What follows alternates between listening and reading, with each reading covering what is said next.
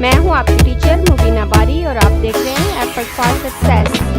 मज़ीद वीडियोस और अपडेट के लिए आप हमारी वेबसाइट विजिट कर सकते हैं। उसके अलावा आप हमें हमारे फेसबुक पेज पर भी फॉलो कर सकते हैं।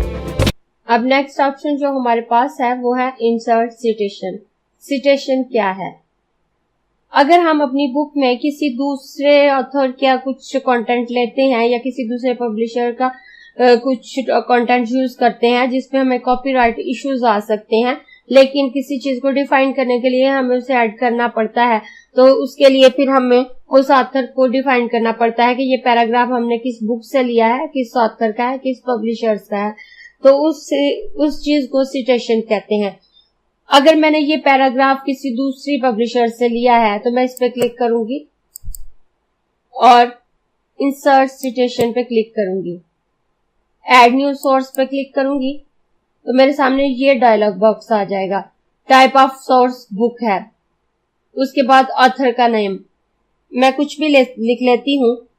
कॉर्पोरेट ऑथर में अगर उसका कोई कोऑर्डिनेटर है, उसका कोई हेल्पर है तो वो लिख सकते हैं। उसके बाद टाइटल देते हैं हम, टाइटल में मैं माय बुक लिख लेती हूँ।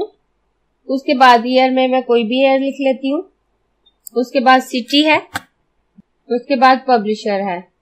पब्लिशर में आपको प्रेस वगैरह का नाम देना होता है, तो मैं यहाँ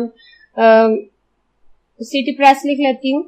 और इस तरह से मैंने ये सारी फिलिंग करके जब ओके करूंगी तो आप देखें जहां पे मेरे माउस का कर्सर था वहां एबीसी और 2013, इस ऑथर का नाम एबीसी है और ये 2013 में बुक पब्लिश हुई है, ये यहाँ पे मौजूद है। और अगर मैं अपने माउस का कर्सर इस पैराग्राफ के नीचे रखती तो ये नीचे मौजूद होता।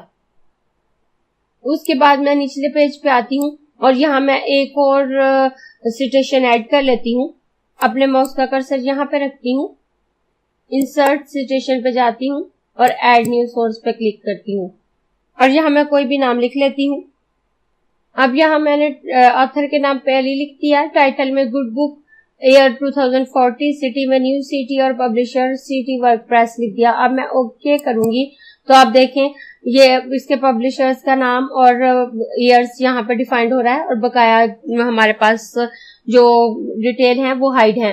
अब अगर हम अपने लास्ट पेज पे आए और इन डिटेल को अपने लास्ट पेज पे शो करना चाहें तो मैं अपने माउस का कर्सर यहाँ रखूंगी और इंसर्ट सिटेशन में नेक्स्ट ऑप्शन हमारे पास मैन सोर्स है। अगर मैं इस ऑप्शन पे क्लिक करूं तो इस वक्त हमने अपने ट्रू सोर्स डिफाइन किया है एबीसी और अली के नाम से, और बुक का नाम माय बुक और गुड बुक है और ईयर्स लिखे हुए हैं। तो यहाँ हम अपने सोर्स की डिटेल देख सकते हैं, उसे सर्च कर सकते हैं। ये तो दो सोर्स हैं और छोटा डॉक्यूमेंट है। अगर हमारे पास कोई बड़ा डॉक्यूमेंट है, हमने कोई 100-200 पेजेस पे काम किया है तो उसमें से हमें सर्च करना मुश्किल हो सकता है। उस तरह से आप यहाँ लिखकर सर्च कर सकते हैं। आप यहाँ जो सोर्स डिफाइन किए हैं उनको कॉपी कर सकते हैं, डिलीट कर सकते हैं या एडिट कर सकते हैं।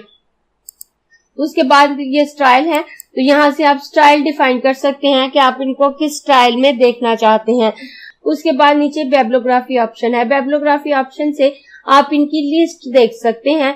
जैसे अगर मैं अपने लास्ट पेज पे आऊं और अपने माउस का कर्सर यहाँ रखूं और उसके बाद बिब्लियोग्राफी ऑप्शन पे क्लिक करूं तो यहाँ पे हमें कुछ सैंपल दिए हुए हैं कि हम किस अंदाज से इस चीज को देखना चाहते हैं।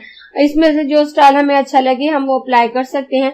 अगर मैं इस पे क्लिक करूं तो आप देखें जो 2 सिटेशन मैंने ऐड की थी उसकी लिस्ट यहाँ पे आ गई। नेक्स्ट ऑप्शन हमारे पास है इंसर्ट कैप्शन।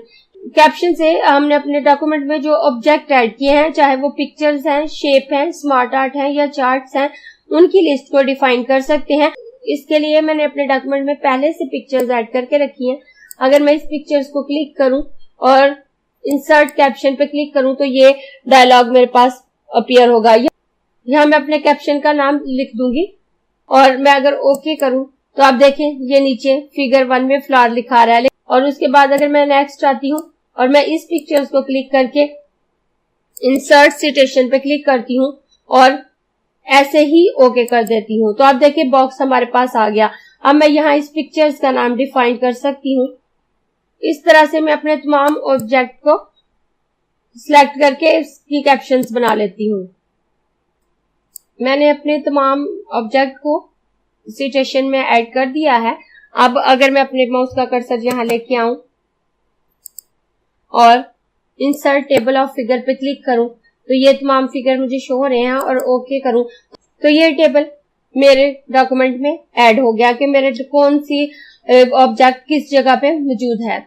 अब अगर मैं लास्ट पेज पे आऊं तो मैंने इस चार्ट के ऑप्शन को छोड़ दिया था ताकि आपको समझा सकूं। मैं इसे दोबारा क्लिक करके इंसर्ट सिटेशन पे आऊंगी, ओके करूंगी और यहाँ मैं चार्ट लिख दूंगी। और चार्ट लिखने के बाद और मैं अपने पहले पेज पे आऊंगी। पहले पेज पे आके मैं अपने टेबल ऑफ फिगर को सिलेक्ट करूंगी तो आप देखें अपडेट ऑप्शन मेरा शो हो गया। अब मैं अपडेट टेबल पे क्लिक करूंगी और उसके बाद अपडेट इंटायर टेबल पे क्लिक करूंगी और ओके करूंगी तो आप देखें ये चार्ट का ऑप्शन भी यहाँ शो हो गया। अब नेक्स्ट ऑप्शन हमारे पास है क्रॉस रेफरेंस। क्रॉस रेफरेंस को हम लिंक क्रिएट करने के लिए यूज करते हैं। जैसे अगर मैं इस फुट नोट पे आऊं तो इसे देखकर हमें आइडिया नहीं होता कि ये फुट नोट कहाँ पे यूज्ड है। और अगर मैं अपना कंट्रोल बटन प्रेस करूं तो आप देखिए मेरे माउस का कर्सर की तरह ही है, यानी कि इसमें पीछे कोई लिंक नहीं है। लिहाजा हमारे लिए जानना मुश्किल है कि ये किस पैराग्राफ से रिलेटेड है। वैसे तो ये हमारा एक पेज ही है और यहाँ ये 1 लिखा हुआ है और अगर मैं इस पे अपने माउस का कर्सर लेके आऊं तो यहाँ ये फुट नोट शो हो रहा है। लेकिन अगर हमारे पास कोई बहुत बड़ा डॉक्यूमेंट है तो हमारे लिए मुश्किल हो सकता है कि ये किस पैराग्राफ से रिलेटेड है। तो उसके लिए मैं अपने माउस का कर्सर यहाँ रखूंगी और क्रॉस रेफरेंस पे क्लिक करूंगी तो हमारे सामने इस तरह की विंडो अपीयर होगी। अब अगर मैं इस पे क्लिक करूं तो आप देखें यहाँ मेरे पास कुछ ऑप्शन अवेलेबल हैं जिसमें नंबर आइटम्स हैं, heading, bookmark, footnote, and note और इक्वेशंस कि इनमें से मैं जिसके साथ भी क्रॉस रेफरेंस करना चाहूं वो कर सकती हूँ। इस वक्त मैंने अपना फुटनोट सिलेक्ट किया हुआ है, लिहाजा मैं फुटनोट पे क्लिक करूंगी और क्लिक करने के बाद आप देखें यहाँ फुटनोट नंबर्स आ रहे हैं। इस वक्त मेरा एक ही फुटनोट है, लेकिन अगर एक से ज्यादा फुटनोट होते तो यहाँ मैं उनके नंबर ऐड कर सकती थी कि मैं कौन से फुटनोट के साथ अपना लिंक क्रिएट कर रही हूँ। और उसके बाद मैं इंसर्ट पे क्लिक करूंगी और अपने इस ऑप्शन को क्लोज कर दूंगी। क्लोज करने के बाद अब आप देखें मैं जैसे ही कंट्रोल प्रेस करती हूं तो मेरे माउस का कर्सर हैंड में तब्दील हो जाएगा और इसका लिंक क्रिएट हो चुका है। अब अगर मैं इस पे क्लिक करूं तो आप देखें जहां पे मेरा फुटनोट है हम वहां पहुंच जाएंगे। इस तरह से हम क्रॉस रेफरेंस से लिंक क्रिएट करके इस चीज को डिफाइन कर सकते हैं कि एक्चुअल में हमारी कोई कंटेंट कहां पे मौजूद है। अगर आपको ये क्लास पसंद आई है तो लाइक कीजिए, अपने दोस्तों के साथ शेयर भी कीजिए ताकि वो भी सीख सके। आप अपने क्वेश्चंस और व्यूज नीचे कमेंट बॉक्स में लिख सकते हैं और अगर आपने चैनल सब्सक्राइब नहीं किया तो प्लीज सब्सक्राइब कीजिए ताकि आपको आने वाली वीडियोस का नोटिफिकेशन फौरन से मिल सके।